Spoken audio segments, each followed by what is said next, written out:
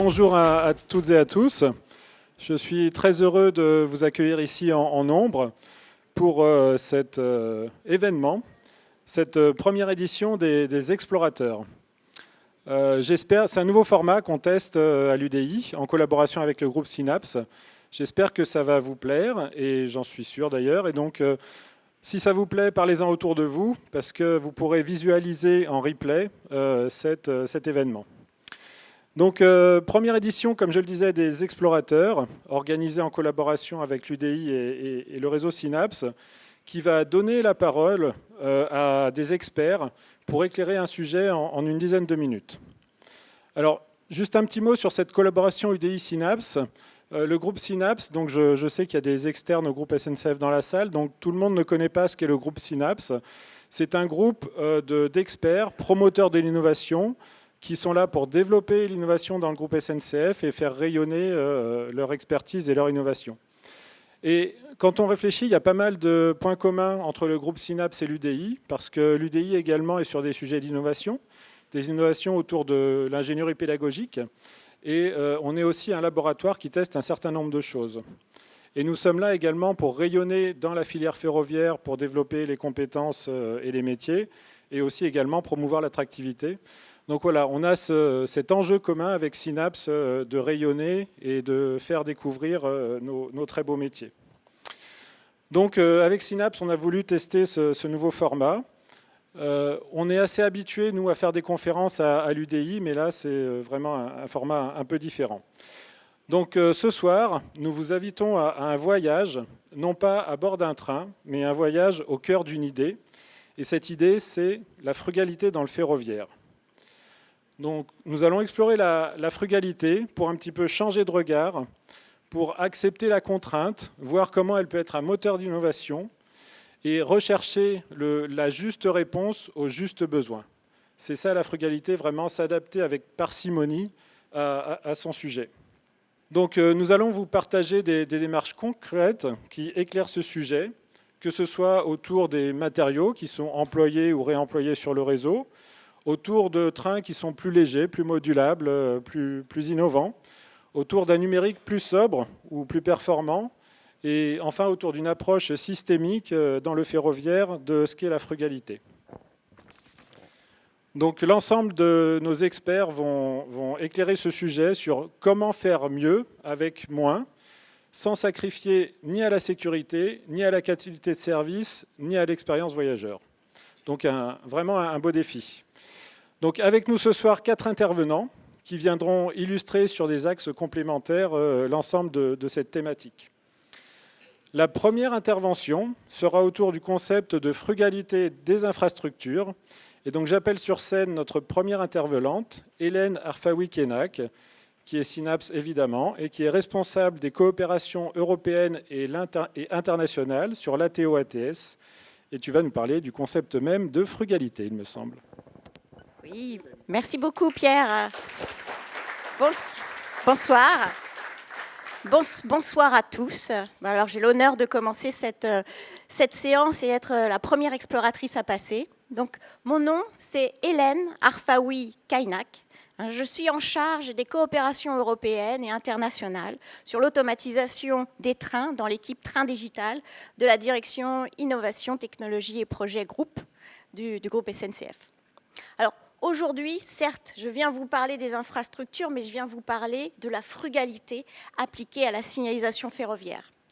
Et je voudrais d'abord peut-être vous interpeller par une question simple.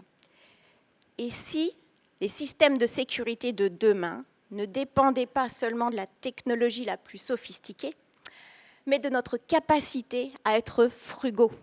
Voilà. Pour ça, imaginez-vous une petite ligne de campagne. Elle relie 2 villages, elle transporte des élèves, des salariés, des familles. Chaque train qui circule dépend d'un système invisible qui contrôle la vitesse, garantit qu'il n'y a pas de collision et permet à chacun d'arriver à destination en toute sécurité. Mais la fréquentation baisse, les coûts explosent. Alors, comment garantir l'avenir? Vous avez une idée? Eh bien, en fait, la réponse, elle ne réside pas uniquement dans la technologie la plus sophistiquée, elle réside dans notre capacité à être frugaux. Et c'est l'enjeu que nous avons choisi de relever avec plus de 80 experts Synapse qui explorent aujourd'hui les solutions pour repenser la signalisation et le contrôle commande du futur. C'est un sous-groupe dédié à la frugalité dans le contrôle commande et la signalisation. Alors pour nous, il s'agit de trouver le meilleur compromis entre coûts de mise en œuvre, les coûts de maintien en conditions opérationnelles, en tenant compte des bénéfices, des recettes, et de trouver le système qui répond aux justes besoins de l'exploitation. Parce que dans le ferroviaire, la frugalité n'est pas un slogan. C'est une nécessité, quel que soit le projet, que ce soit sur le réseau structurant ou sur les lignes de desserte fine du territoire. Et là, les lignes de desserte fine de territoire, c'est notre bac à sable, parce que sur ces petites lignes, la tension de la recherche du juste prix est d'autant plus grande qu'il s'agit pour elle d'un sujet de survie ou de fermeture. Voilà. Et pourquoi ? Parce que derrière chacune de ces petites lignes, il y a une équation. C'est comment maintenir un service essentiel sans exploser les coûts. Comment pouvons-nous trouver le juste équilibre entre technologie, économie et besoins réels ? C'est toutes ces tensions qui créent la tension de l'investigation que nous menons, et les solutions que nous développons ont vocation à servir à l'ensemble du réseau et de le soutenir. Mais avant de parler de solutions, il faut rappeler une contrainte forte que l'on s'applique à nous-mêmes et à nos objets de recherche. C'est que le ferroviaire ne peut pas transiger avec la sécurité.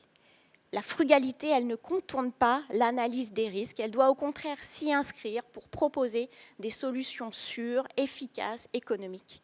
Et notre mission, elle consiste à identifier des solutions à la fois réalistes, transposables, mais qui évitent les raccourcis et les pistes dangereuses. Alors là, des pistes séduisantes, il y en a beaucoup. Je vais en citer 3 qui reviennent souvent. Et pourtant, on peut trouver aussi des accroches à travers ces pistes. Alors d'abord, une question. Qui pense que la standardisation de l'ERTMS, ces systèmes automatiques de protection des trains européens, a permis d'en réduire les coûts ? Ouais. Levez la main si vous pensez. C'est intéressant, pas tant que ça. Non. C'est la première idée reçue, c'est de croire que par la standardisation, on résout tout. Et l'exemple de l'ERTMS, le système européen, est parlant. En fait, il devait être la solution universelle au niveau de l'Europe et appliquée dans le monde. Mais il coûte trop cher à déployer. Par exemple, il coûte entre 750 000 € et 1 million d'euros pour sa partie installée à bord d'un train. Et environ 1 million d'euros du kilomètre déployé sur l'infrastructure, contre environ 200 000 € pour les systèmes actuels. C'est notamment beaucoup trop cher, et c'est encore plus cher parce qu'il est aussi instable, avec des modifications au rythme de 20 corrections d'erreurs par an, et qu'il repose sur un processus d'autorisation, lui aussi très complexe. Donc, la standardisation seule ne suffit donc pas à rendre le réseau frugal. Par contre, elle reste toutefois un enjeu majeur, et nous alimentation la réglementation afin qu'elle intègre correctement la notion de frugalité. Alors, la deuxième idée reçue après la standardisation, c'est qu'il s'agirait seulement de densifier le trafic pour rentabiliser le réseau. Ça fonctionne dans des pays peut-être comme la Suisse ou les Pays-Bas, où 1 kilomètre de ligne voit passer 2 fois plus de trains que chez nous en France. Mais pour nous, la population est disperse. Il y a beaucoup de lignes qui desservent des zones rurales avec un trafic faible, et il n'est pas réaliste de partout densifier sur ces lignes, au même niveau qu'on retrouve en Suisse ou aux Pays-Bas. Étudier par contre les interpénétrations, les interfaces, ça c'est essentiel, non pas pour densifier, mais pour garantir la fluidité des circulations. Alors, ensuite, il y a une illusion qui est celle que l'on peut toujours et qu'il suffit uniquement de recycler l'existant. Alors, oui, pour certaines parties physiques, principalement comme des mâts, une aiguille, qui ont des durées de vie longues. C'est déjà un peu plus délicat pour un système électronique, pour lesquels il est parfois un peu plus difficile de donner une deuxième vie. Mais maintenir des technologies obsolètes alors qu'elles peuvent être remplacées par une nouvelle génération qui, elle, est modulaire, moins chère en coût complet, ça revient au final plus cher. Et c'est exactement un peu comme la batterie d'un vieux smartphone. Si on la recharge sans fin, à la fin, elle s'épuise. Quand elle est épuisée, il faut la changer. Donc, on a l'impression que de prolonger la vie, parfois, ça va générer une perte de temps et d'énergie. Donc, sur certaines parties, on peut gagner de l'argent, parfois, en créant de la modernisation. Et donc, voilà, à certains moments, il devient plus rationnel de passer à une nouvelle solution. Alors, pour passer à une nouvelle solution, par exemple, ça a été le cas pour les compteurs d'essieux nouvelle génération. Ils sont achetés à un fournisseur unique mais reconnu. L'équipement est modulaire et permet le remplacement de ces compteurs d'essieux et naissants sans modification des infrastructures ou du matériel roulant. Alors, moderniser permet ainsi de réduire coûts de maintenance, mais également d'éviter la perte des compétences expertes quand on est sur des technologies anciennes.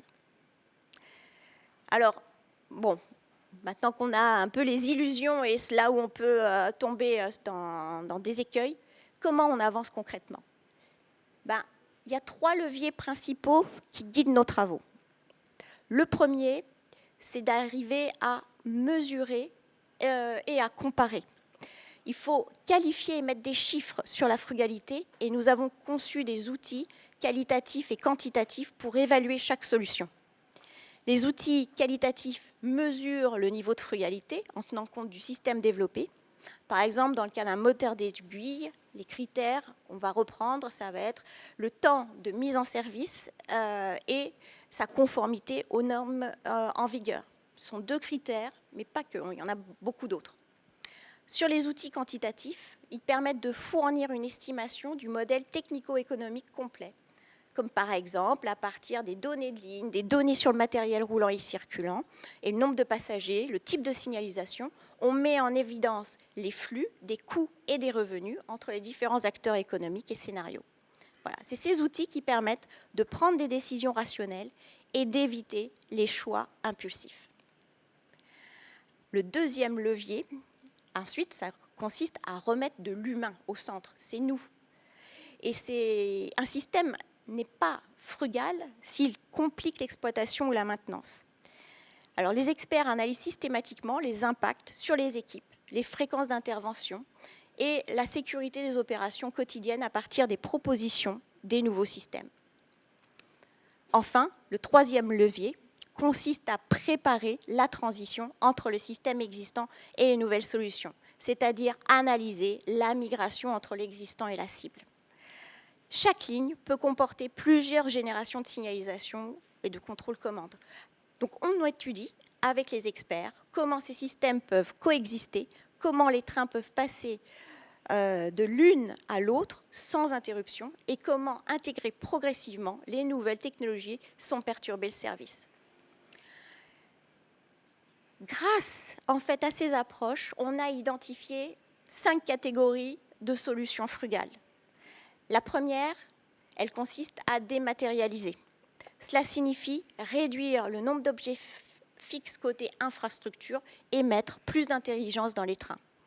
Par exemple, nous développons des solutions frugales de géolocalisation embarquée faites de capteurs, radars, centrales inertielles, GNSS, qui permettent de réduire, voire de supprimer balises, compteurs d'essieux et circuits de voie placés sur l'infrastructure. Le deuxième type de solution, c'est celle du recyclage de l'existant, quand c'est pertinent et qui permet de s'inspirer d'autres expériences en Europe et dans le monde. On mène une veille continue afin de reprendre les concepts développés ailleurs ou mis en œuvre par le passé. Par exemple, la signalisation à jetons testée pour la première fois en Écosse permet de sécuriser l'accès à une zone de voie grâce à un échange radio simple et efficace. Par exemple, Il y a aussi la commande centralisée de voix banalisées de type spécial, qui a été introduite en région PACA. Elle est intéressante également par sa capacité à standardiser les interfaces, réduire les coûts et le temps de déploiement. Ici, ce n'est pas le système technique, mais ses principes dont le recyclage est utile. Troisième type de réponse, c'est sur la rationalisation des systèmes de télécommunication, et là, aller jusqu'au juste besoin de performance et de sécurité. Pas trop, ni trop peu de télécom. Et c'est pour cela que nous allons tester, par exemple, la signalisation européenne avec des zones d'absence de transmission. Et cela passe également par un usage des télécoms publics déjà en place ou des télécoms satellitaires. On peut aussi citer, par exemple, les systèmes de slicing sur les réseaux publics 4G, 5G quand ils permettent d'atteindre la qualité de service attendue par les applications ferroviaires de signalisation. Enfin, on a celle de la sécurité. C'est l'approche essentielle qui permet d'ajuster le système de signalisation à son juste besoin. Là, il faut des principes clairs de sécurité vérifiables et qui doivent être élaborés donc, à cette occasion. Les architectures, par exemple, à redondance simple et modulaire, permettent de répondre aux exigences sans complexité inutile. Enfin, la cinquième catégorie de solutions, elle repose sur les essais, car cela réduit considérablement les temps de développement, les temps de déploiement, grâce en mettant en place de la modélisation, de la simulation et des essais en usine puis sur banc. Voilà. Alors, en somme, que retenir ? Bien, c'est que la frugalité n'est pas synonyme de pauvreté. C'est au contraire une nouvelle richesse. C'est celle de l'efficacité, de l'adaptation et de l'intelligence collective. La frugalité ne signifie pas faire moins, elle signifie faire juste, de manière efficace et durable. Et la frugalité permet de maintenir des lignes vitales, de protéger nos territoires, de développer durablement le réseau et d'assurer que chacun puisse voyager en toute sécurité. Alors, la frugalité, oui, elle nous invite à concevoir des systèmes modulaires et évolutifs capables d'intégrer demain ce que nous ne connaissons pas encore aujourd'hui. Et c'est peut-être pour la France et l'Europe le début d'une nouvelle ère de la signalisation. Et c'est cette nouvelle ère commençait avec nous, maintenant. Voilà, c'est l'invitation à laquelle je vous invite. Merci à tous.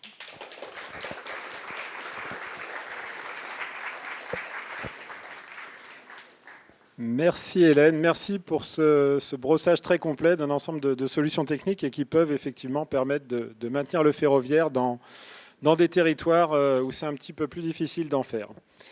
Je vais maintenant appeler Xavier Verne, Xavier qui est directeur du numérique responsable du groupe SNCF, et Xavier qui va à la fois appliquer la frugalité dans son intervention, parce qu'il a un timing un petit peu serré, je crois, et un train à prendre bientôt, donc il va devoir faire une intervention frugale, et vous parler également de sobriété dans le numérique et d'éco-conception, des leviers essentiels pour limiter l'empreinte carbone. Alors, petit rappel, hein, le carbone dans le numérique, c'est 3% des émissions mondiales, mais c'est en croissance exponentielle, notamment avec l'IA et le développement numérique. Et il y a des enjeux de maîtrise des coûts, de simplification de l'expérience utilisateur, mais tu vas nous expliquer tout ça en détail, Xavier. Merci pour ton intervention. Merci Pierre. Tu m'as spoilé ma présentation. Avant de démarrer, bonsoir à tous. J'en profite pour dire un merci à l'organisation. C'est un gros travail de préparation. Donc, merci à Lisa, merci à Émilie, merci à Romain et ceux que j'oublie, merci à Pierre. Voilà, on a été bien accompagnés pour préparer ce moment avec vous. Voilà, ces entrefaites étant effectuées, je démarre. Alors peut-être vous vous souvenez des bornes jaunes dans les gares pour vendre des billets de train. Qui s'en souvient dans la salle? Ouais, ok. Donc en 2013, je suis arrivé à la direction marketing de TGV qui nous a dit les bornes jaunes poubelles. Moi j'étais en charge, j'étais le directeur de projet de la distribution des billets en gare. Et la direction marketing nous disait c'est lent, Les clients sont stressés avant de prendre leur billet, ils comprennent rien et ça vend pas tout ce qu'on veut vendre. Donc il va falloir moderniser tout ça. Donc vous nous mettez des nouvelles bornes, on va mettre ça à la poubelle. Là-dessus, je rencontre Président Pépi, parce que c'était quand même un projet phare à 40 millions d'euros pour la direction des TGV. Président Pépi, donc les 3 minutes où j'ai eu la chance de lui parler, il m'a dit « Ah, votre projet, il est super, mais moi, je ne veux pas faire le 20h. Donc vous sécurisez, je ne veux pas de problème. » Avec Jean Vincent, mon responsable de l'époque, on a été se poser la question du vrai besoin. On s'est dit finalement, est-ce que ce que veut pas la direction marketing, c'est une borne plus claire, plus lisible, qui rend les clients satisfaits et moins stressés? Donc la direction marketing nous a dit oui, c'est exactement ce qu'on veut. Donc on a fait exactement le contraire de ce qu'ils nous ont demandé. On a gardé les bornes existantes et on a changé que ce qui comptait pour le client. Le PC pour que ça pédale vite, le lecteur code barre, l'écran, et voilà. Et donc on a conservé 95% de la masse de la borne et on a eu des résultats inattendus. 16 points de gain de NPS, donc Net Promoting Score, satisfaction client. Et on a déporté 5 millions d'opérations du guichet vers les bornes avec des clients très contents qui nous disaient je suis plus stressé pour échanger et retirer mon billet. Bon, c'était avant l'avènement du web et de Connect. La frugalité, c'est ça, on n'est pas obligé de tout changer et de faire de la nouveauté à chaque fois. Alors moi, je suis Xavier Verne, je suis le directeur numérique responsable du groupe. Pierre l'a dit, au sein de la direction du numérique groupe, donc sous la houlette de Julien Nicolas. Je vais essayer de vous convaincre dans ce moment que c'est possible de faire un numérique beaucoup plus frugal que ce qu'on fait actuellement, au service du report modal, du x2, qui est un peu notre raison d'être. Voilà. Alors le numérique du groupe, qu'est-ce que c'est? Probablement le record de France pour une entreprise, 450 000 terminaux. Des écrans, voilà, vous les connaissez, les terminaux que vous utilisez au quotidien et sur le terrain. Entre 1 et 2 milliards d'euros de dépenses par an. Je ne vais pas donner le chiffre exact parce que cette conversation est enregistrée. 80 000 tonnes de CO2 émis tous les ans. Alors 80 000 tonnes de CO2, ce n'est pas forcément facile de se représenter. À peu près 15 à 20 fois les émissions de CO2 de Paris-Gare de Lyon. L'équivalent de 43 milliards de kilomètres TGV ou 400 millions de kilomètres en voiture, grosso modo. Il y a un vrai enjeu. Alors pourquoi le numérique de la SNCF il a autant grossi? Ça vient d'un effet systémique qui s'appelle l'effet rebond. Donc pour comprendre cet effet, je vais vous proposer une expérience de pensée, si vous voulez bien. Donc vous allez imaginer que vous êtes locataire dans une copropriété et que cette copropriété n'est pas très bien isolée. Et donc l'hiver, ça vous coûte 100 € par mois pour vous chauffer à 18. Donc vous avez un gros pull qui vous gratte un peu d'ailleurs. Et puis 2 paires de chaussettes. Et puis du jour au lendemain, votre copropriété investit dans une nouvelle chaudière à condensation qui est beaucoup plus efficace. Et là, il y a un choix qui s'offre à vous. Est-ce que vous faites des économies, donc vous allez passer à 50 €, toujours en ayant 18 degrés? Ou est-ce que vous allez tourner le thermostat, quoi, et puis se dire finalement pour 100 €, je peux avoir 20 degrés et je peux remplacer mon pull qui gratte par un polo plus léger et puis enlever une de mes 2 paires de chaussettes. Donc la question est là, qu'est-ce que vous faites? Alors en général, on est un con, on dit, mais d'un point de vue statistique, on a tendance à tourner le thermostat, c'est-à-dire qu'on a tendance à réinvestir tout ce gain technologique en surusage, en surconsommation. Donc c'est ça qu'on appelle l'effet rebond d'ordre 1, je vous passe les détails techniques. Et c'est exactement ce qui se passe dans le numérique. Dans le numérique, en 1975, on prenait à peu près à la surface de la planète 1 milliard de photos. Et en 2021, c'était 1500 milliards. Des photos évidemment beaucoup plus grosses, qu'on stocke sur le nuage, et que peut-être on n'efface jamais. Est-ce que vous continuez à archiver uniquement les photos, à les trier, à supprimer les photos qui ne sont pas essentielles? Non. Alors au niveau mondial, ça a des impacts Pierre l'a dit, donc il a parlé 3%. La dernière étude de l'ADEME considère que le numérique, c'est 4,4% des émissions de gaz à effet de serre mondiales.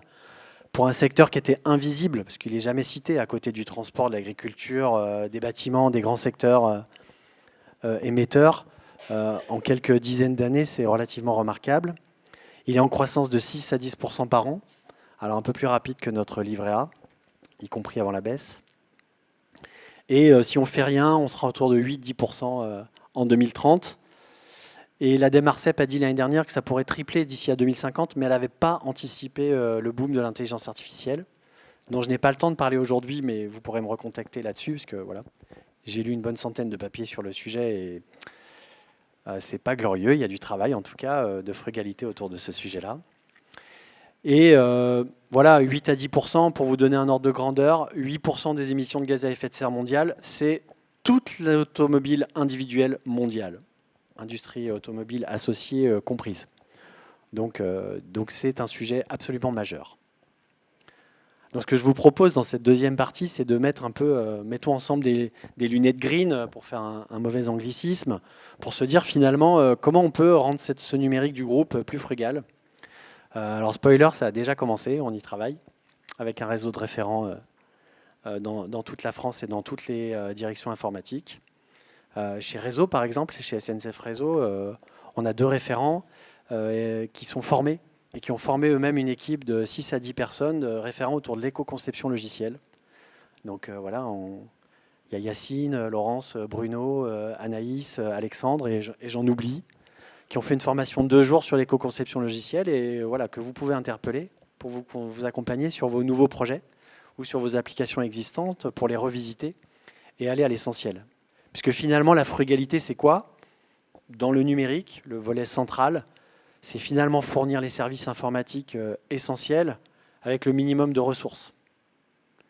Je ne l'ai pas dit, mais effectivement, épuisement des métaux, les fournisseurs de cuivre ont annoncé l'année dernière qu'ils ne seraient probablement pas capables de suivre la tendance. Parce que le cuivre, c'est un peu comme les œufs de Pâques. Quand on fait une chasse, les premiers œufs de Pâques qu'on trouve, c'est les plus gros et les plus faciles. Et ensuite, la taille des œufs de Pâques diminue et ils sont de plus en plus difficiles à trouver. Il faut de plus en plus d'énergie pour l'extraire. Donc on a des sujets de pénurie qui sont devant nous.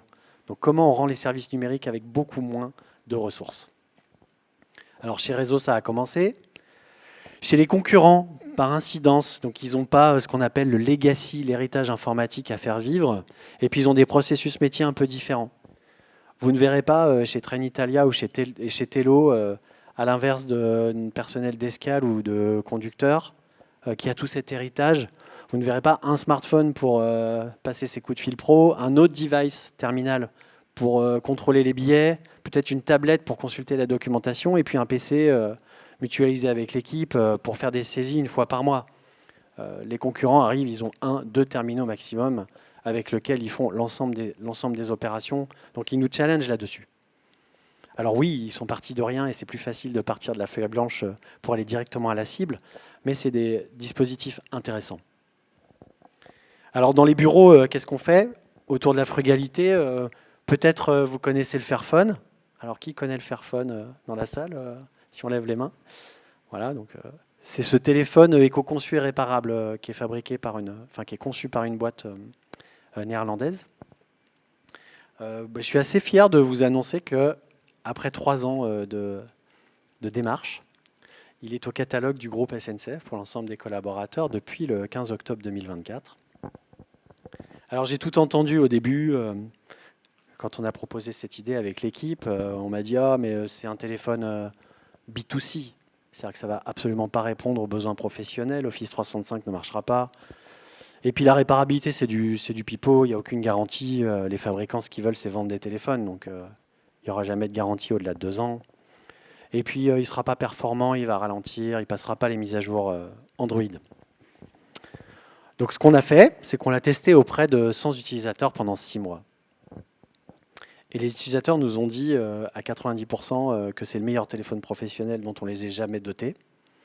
Dans les 10% restants, il y avait la moitié qui était sur iPhone. Donc la bascule à Android, voilà, ça a été compliqué. Voilà. Donc il y en a certains qui n'ont pas choisi de le conserver. Et puis la réparabilité, on a une garantie de 7 ans. les mises à jour logicielles, 5 mises à jour majeures. Et il se trouve que l'Europe vient de faire passer en juin de cette année un règlement pour tous les smartphones haut de gamme. Donc 5 ans mise à jour minimum de version logicielle et une mise à jour de sécurité pour éviter l'obsolescence. Donc cette entreprise, finalement, elle drive les évolutions réglementaires. Et puis, dernier exemple peut-être de frugalité. Alors pourquoi ce téléphone est frugal? Je ne l'ai pas dit, je complète. Parce que si vous le gardez 7 ou 8 ans, évidemment, les émissions de fabrication, en France, c'est 90% de la totalité des émissions, parce qu'il ne vous aura pas échappé que notre électricité est majoritairement nucléaire et à base d'ENR. Et ben vous amortissez ces émissions de fabrication sur 8 ans au lieu de 3. Voilà. Aujourd'hui, c'est 25 mois la durée de vie des téléphones personnels en moyenne en France. Donc vous faites baisser mécaniquement l'impact environnemental de ce téléphone. Alors attention, ne le commandez que si votre téléphone actuel est au bout du bout, sinon c'est de l'effet rebond. Parce que finalement, le téléphone qui pollue le moins, c'est celui qui est déjà dans votre poche. Dernier exemple autour du mass transit, que vous connaissez sûrement, mais je le trouve vraiment intéressant. J'ai pris le bus à Massy il y a 2 mois. Et donc quand vous allez prendre le bus à Massy et que vous n'avez pas de billet, que vous n'avez pas d'abonnement, je ne sais pas quoi, vous arrivez dans le bus, il n'y a pas d'écran, le conducteur il n'a pas de monnaie, vous avez juste une affiche. Merci Émilie. Bon, vous ne voyez pas, mais c'est pour faire un effet. Sur cette affiche, c'est écrit bus 93 et il y a un numéro en haut qui est le 9300. Donc vous envoyez bus 93 au 9300 et vous recevez votre billet par SMS. D'accord ? Alors ça, pourquoi c'est frugal? Je pense qu'il y en a parmi vous qui ont deviné. C'est frugal parce que ça marche en 2G, ça marche avec n'importe quel téléphone. Il n'y a pas de compte client, il n'y a pas de sans contact, il n'y a pas de passe à recharger, il n'y a pas de caisse à gérer. Il y a juste un flux informatique par SMS et puis après un flux mensuel qui va de votre opérateur téléphonique à l'opérateur de transport pour vous facturer. Donc c'est tout petit informatiquement. Et ça consomme probablement 10 à 20 fois moins de ressources que d'autres systèmes qu'on met en œuvre. Alors, ce n'est pas transposable partout, ça doit se faire en lien avec nos autorités organisatrices, bien sûr, mais c'est des innovations intéressantes autour de la distribution des billets. Donc peut-être en conclusion, partager avec vous, on termine un peu cette phase d'obésité informatique. Alors, modulo l'IA qui pose des vraies questions. Et là, on est en train de commencer à refaire venir le balancier pour se remettre aux justes besoins. Vous avez un rôle à jouer là-dedans.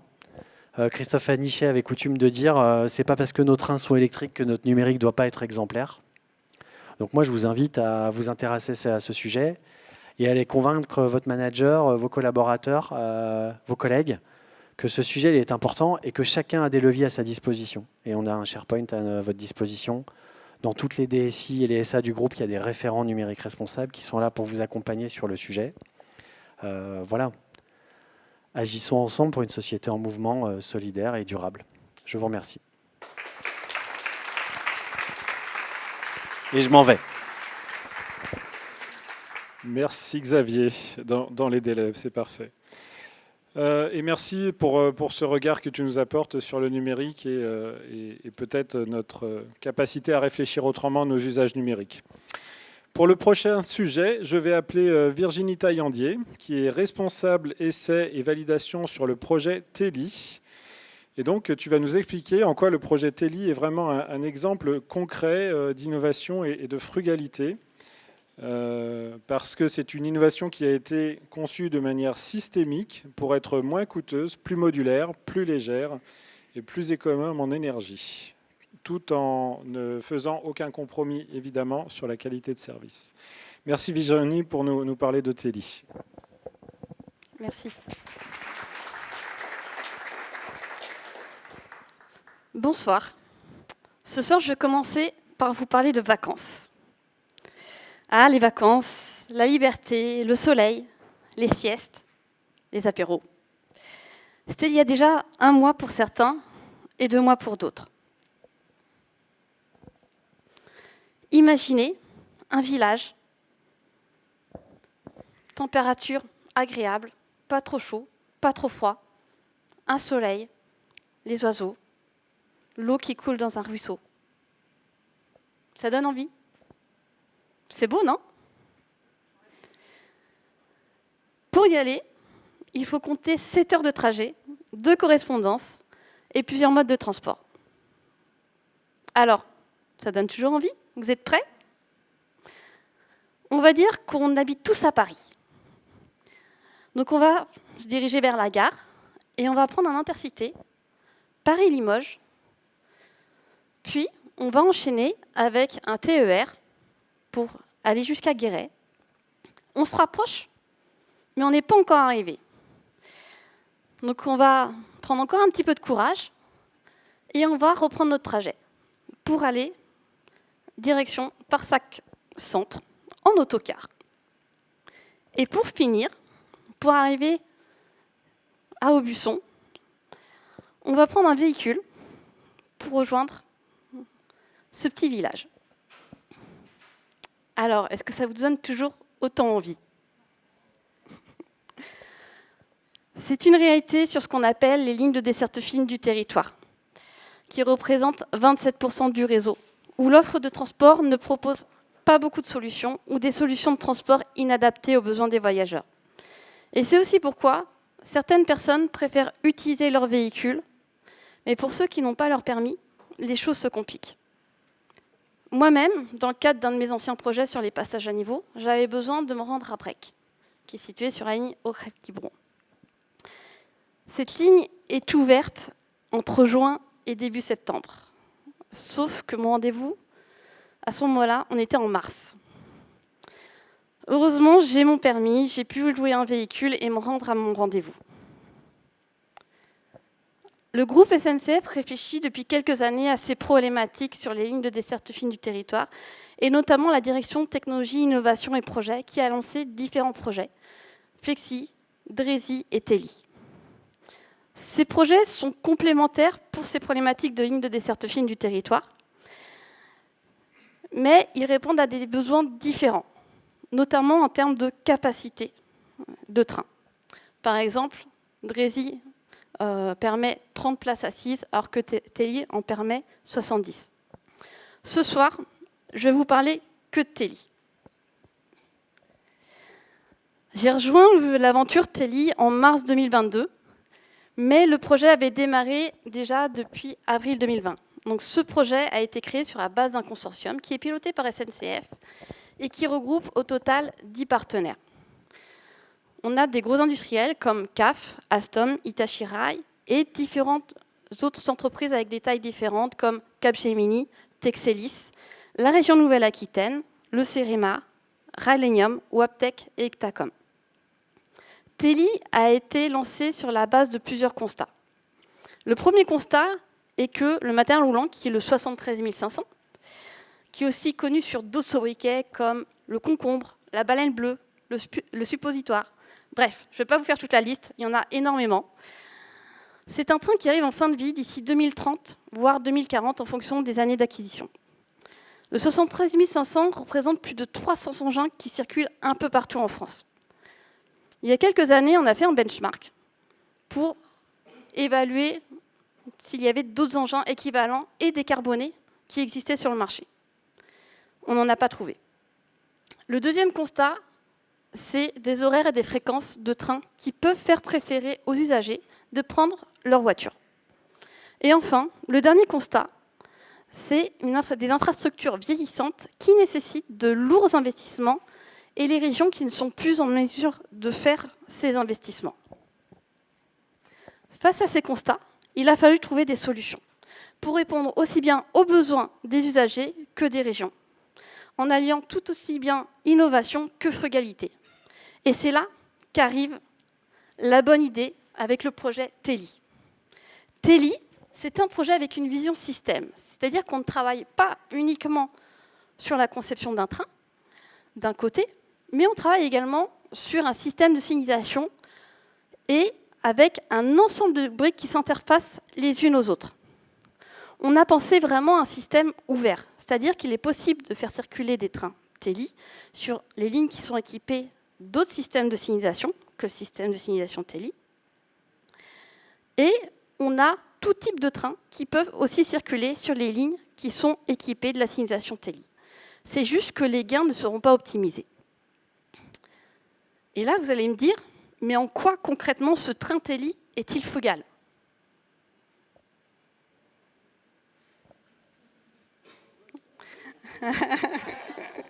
Merci. Il est frugal pour 5 raisons. D'abord, il est frugal par son prix. Le train Teli vise un prix 2 fois moins cher que les trains existants dans le catalogue. Ensuite, on a aussi un train qui est frugal par sa modularité. C'est-à-dire que le train Teli est conçu pour s'adapter aussi bien aux besoins de chaque région, mais également en fonction des saisonnalités. C'est-à-dire qu'il va être modulaire pour permettre plus de vélos, il va être modulaire pour permettre plus de rangements, notamment pour les bagages, des rangements pour les skis, par exemple. On peut créer un espace dédié à un espace d'information touristique. On peut également verrouiller des places d'assises relevables pour transporter des colis. Bref, on a vraiment un train Teli qui s'adapte à tous les besoins et à toutes les configurations. La troisième raison de frugalité, ça va être le confort thermique. On a un confort thermique grâce à un nouveau système de vitrage qui est 3 fois plus isolant et qui permet un gain de 25% de performance énergétique. La quatrième raison de la frugalité, ça va être sa légèreté, notamment grâce à sa liaison au sol. On a une liaison au sol qui va être plus légère, qui va aussi permettre d'améliorer la sécurité, le confort pour les voyageurs. Et quand je dis plus légère, on va avoir une liaison au sol qui est 30% plus légère avec 2 tonnes de moins par train. C'est énorme. On a un train Teli qui est plus léger et par conséquent, il va moins fatiguer l'infrastructure et donc va faciliter la maintenance sur les lignes. Je vais m'arrêter 2 minutes sur ce sujet de liaison au sol parce que c'est un sujet très important. Concrètement, comment ça marche ? On a une liaison au sol qui comprend notamment des roues indépendantes qui sont motorisées et qui vont s'insérer parfaitement sur les courbes et vraiment limiter l'usure. Cette liaison au sol permet également d'adapter la hauteur du train en fonction des quais. Et on va s'adapter à la hauteur des quais entre 385 et 550 mm. Et ainsi pouvoir déployer une rampe et permettre une meilleure accessibilité pour tous. Parce que c'est un des autres enjeux pour Teli, c'est améliorer l'accessibilité pour tous les voyageurs. Et c'est l'une des plus grosses innovations du projet. Et pour lequel le projet est le plus fier, c'est cette innovation, et pour lequel SNCF et Texelis ont déposé des brevets. La quatrième raison de la frugalité, c'est l'énergie. On travaille sur 2 variantes de motorisation, 1500 et 25 000 volts. La première variante est une batterie électrique, avec une autonomie jusqu'à 200 km, avec une possibilité de refaire un rechargement par les caténaires dans les grandes gares. La seconde variante va être une alimentation par pile à hydrogène qui permet, elle, une autonomie jusqu'à 1000 km. À cela s'ajoute une autre innovation qui va être le freinage régénératif qui va permettre jusqu'à 20% de recharge sur les batteries. Et comme il faut réfléchir en système, nous avons également repensé à l'ensemble de l'exploitation pour prendre en compte les différents besoins de recharge rapide des batteries. En plus de la caténaire, on peut recharger ces batteries par d'autres solutions, comme des systèmes de bornes en gare ou sur des systèmes de heurtoir. Donc pour résumer, Teli, c'est un train frugal pour ces 5 raisons. Et sans être low cost, il vise à être 2 fois moins cher, grâce notamment à toutes les innovations que je viens de vous décrire. Et quand je vous parlais de la conception du train Teli, elle va de pair avec le système de signalisation. Et c'est aussi peut-être cette vision système qui est la clé de l'innovation frugale présentée par Teli. Car sur l'aspect de l'infrastructure, le système de signalisation Teli est lui également très frugal. Et à votre avis, pourquoi ? Je vais enchaîner. Donc, le premier point de frugalité sur ce système de signalisation, c'est que le système de signalisation Teli est dématérialisé avec moins d'équipements sur la voie. Donc comme ça, on permet de limiter les coûts d'installation, les coûts d'essai et les coûts de maintenance qui vont être associés. Ensuite, la signalisation Teli est également couplée avec la création d'évitements frugaux. C'est-à-dire qu'on va permettre des évitements qui sont plus économiques, qui vont permettre d'atteindre un cadencement jusqu'à 15 minutes, toutes les 15 minutes, pardon, alors qu'aujourd'hui, sur ces lignes-là, c'est plutôt un cadencement toutes les heures. Et c'est vraiment essentiel pour répondre aux problématiques d'horaire dont je vous parlais tout à l'heure. Le troisième point clé de la frugalité sont les télécoms. La signalisation Téli est faite avec des communications longue distance qui sont assurées par le réseau public, et ce qui nous permet d'économiser toute la pause sur la fibre optique. Enfin, le quatrième et dernier point clé de frugalité, ça va être le système de localisation. Le système de localisation dans Téli est assuré par des cartographies embarquées, couplées avec des systèmes d'odométrie. En complément, on va avoir aussi un système satellitaire qui permet de renforcer le système de localisation du train. Donc le train va indiquer sa position et confirme son intégrité. En résumé, les briques constituant les principes de signalisation Téli ont été conçues pour vraiment apporter de nouvelles solutions de signalisation pour assurer plus de fluidité, de mise en place et réduire les coûts. Et comme je vous l'expliquais tout à l'heure, les lignes équipées de la signalisation Téli resteront interopérables avec le réseau structurant. Comme ça, on peut assurer une exploitation flexible et une excellente qualité de service pour nos voyageurs.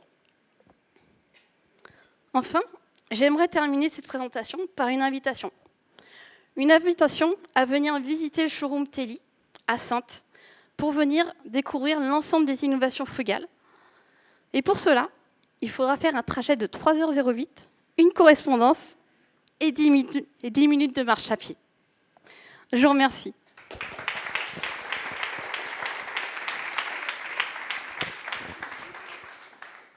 Merci Virginie. Et moi j'ai une question, du coup, à quand je peux monter dans le Téli pour Aubusson? On va attendre un petit peu alors. Pour conclure, je vais appeler Estelle Carlin-Plagnol, qui est chargée d'études voix et coordinatrice études projet, et qui va nous parler de la frugalité associée à l'économie circulaire. Voilà, tu vas nous détailler les pratiques de réemploi mises en place au sein de SNCF Réseau sur l'économie circulaire. Tu as la parole. Merci.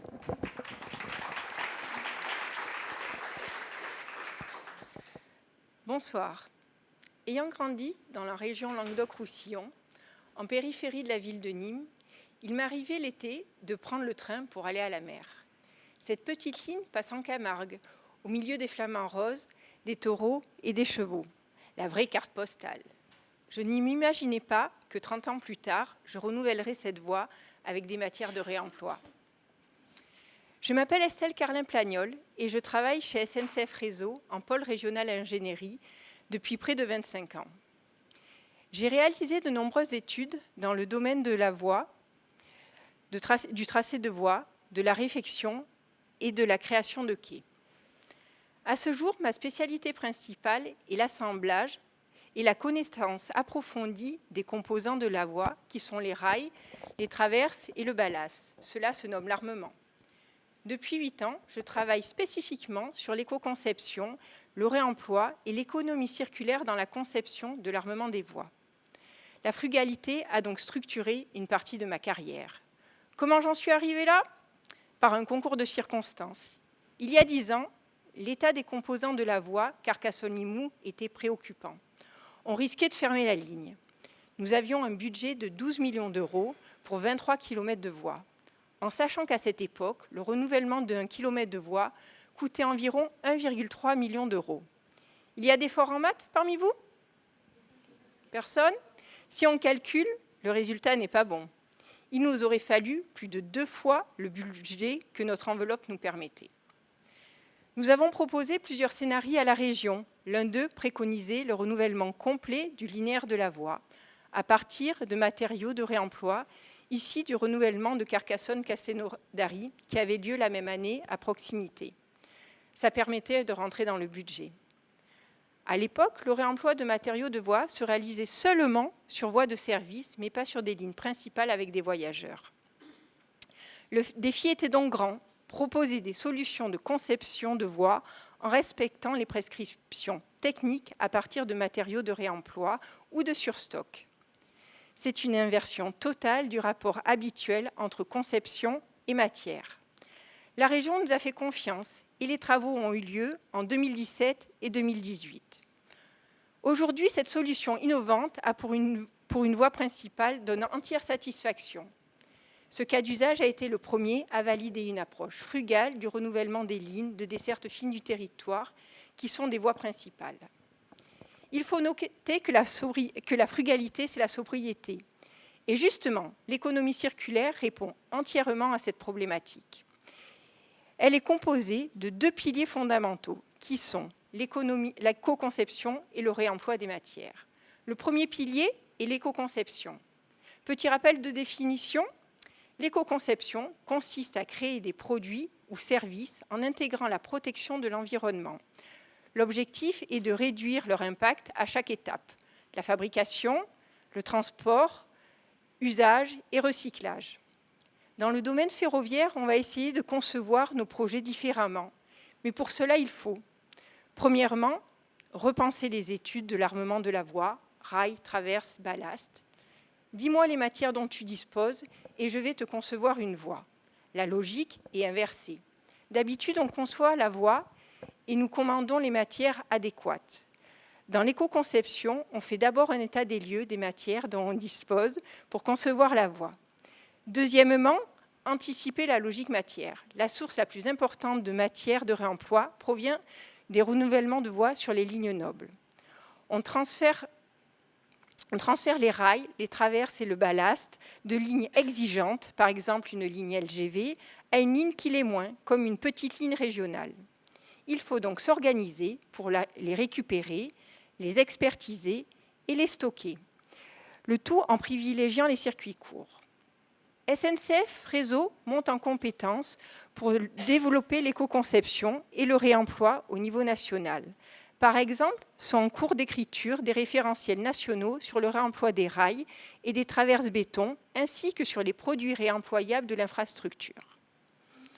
Aujourd'hui, développer une approche circulaire dans nos projets et utiliser du matériel de réemploi n'est pas encore entré dans les mœurs de la conception de voies. Adopter cette approche nous demande d'adapter nos marchés travaux en spécifiant dans nos bordereaux de prix que nous souhaitons une dépose soignée des constituants de la voie. Cela va amener les entreprises travaux à travailler différemment. On le voit donc, l'économie circulaire nous demande des efforts au niveau de la conception des projets, comme on vient de le voir, mais aussi dans la réalisation. Mais pourquoi le réemploi, le deuxième pilier de l'économie circulaire, est-il aussi important ? Le réemploi permet de répondre à l'engagement pris par SNCF Réseau de réduire de 25% les émissions carbone liées au cycle de vie de nos produits d'ici à 2030. Pour atteindre cet objectif, il faut essayer de rendre systématique le réemploi des matériaux sur les voies de service, sur les bases de travaux, sur les lignes de desserte fine du territoire et sur toute voie avec une vitesse inférieure à 100 km/h. C'est une vraie opportunité. D'abord, le réemploi valorise l'image de l'entreprise. Ensuite, il permet l'économie de retraitement des déchets par rapport au recyclage. Les matériaux réemployés sont moins coûteux. Et enfin, on a un bilan carbone bien inférieur au neuf. Ils sont une véritable ressource, voire une solution pour faire face à certaines difficultés d'approvisionnement. Mais d'où viennent ces matériaux réemployés ? Ils viennent de chantiers de dépose ou de surstock. Le réemploi doit être anticipé en sélectionnant soigneusement la matière sur des chantiers de renouvellement. Il est donc essentiel d'avoir la vision des chantiers, de leur calendrier, de la méthodologie de travail pour permettre une dépose soignée, par exemple la dépose par panneau. Il peut aussi venir de la recyclerie ferroviaire de Beaune qui récupère des matières. Elles sont mises à disposition via une interface sur la boutique éco de la SNCF. La généralisation du réemploi dans le ferroviaire est un sujet de longue haleine. Comme vous l'avez compris, l'éco-conception et le réemploi des matières sont des piliers de l'économie circulaire, elle-même un vecteur important de la frugalité. Nous avions l'habitude de l'abondance dans nos commandes de matières neuves. Il faut passer à autre chose.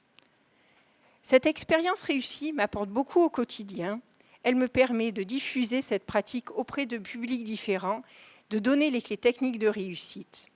Le réemploi est une histoire de personnes et d'équipes qui ont le même but. Ces personnes apportent toute une pierre à cet édifice qui commence à émerger dans le monde ferroviaire. Personnellement, j'apporte ma pierre au niveau de la conception des voies, avec toutes ces matières que je récupère et que j'assemble. La tâche est plus longue et souvent plus fastidieuse, mais c'est une véritable fierté d'avoir renouvelé une voie avec plus de 80% de matière de réemploi. Merci.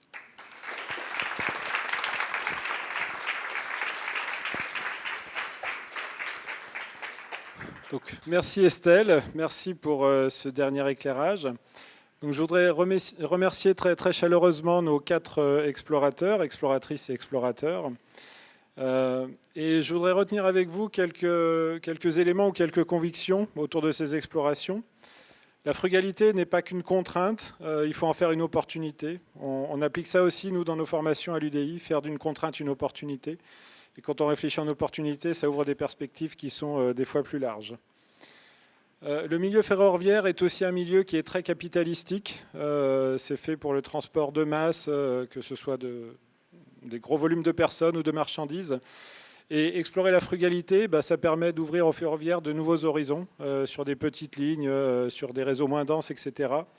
Et on sait aussi qu'il y a un sujet de financement des infrastructures, il y a le sujet des coûts et du financement.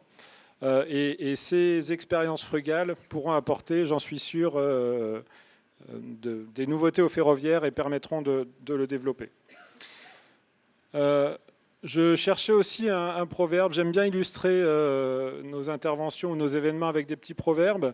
Alors celui-là, je ne sais pas à qui l'attribuer, mais en tout cas, il dit « Le moyen d'avoir suffisamment et de ne pas gaspiller ». Et je trouve que c'est très en lien avec la frugalité. Et quand on pense à la planète et à ses limites planétaires qui sont atteintes chaque année un petit peu plus tôt, on pense vraiment que la frugalité, c'est un enjeu collectif pour nous tous demain. Et ça permettra également de développer le ferroviaire et de conjuguer performance, sobriété et responsabilité. Donc encore un grand merci à vous 4 pour ces explorations autour de la frugalité. Avant de clore et de vous inviter tous à un petit cocktail pour continuer à échanger avec nos intervenants, juste 2 petits mots sur l'actu de l'UDI. Donc nous allons prochainement sortir une nouvelle formation alors qui a été imaginée un peu avec une sorte de frugalité parce qu'on est sur la juste réponse aux justes besoins. Donc on applique aussi la frugalité dans le développement de nos formations. Et c'est une formation sur agir et coopérer dans le système ferroviaire, voilà, donc qui permettra de comprendre ce système ferroviaire, ses intervenants, la manière dont ça fonctionne, et donc qui arrivera courant novembre.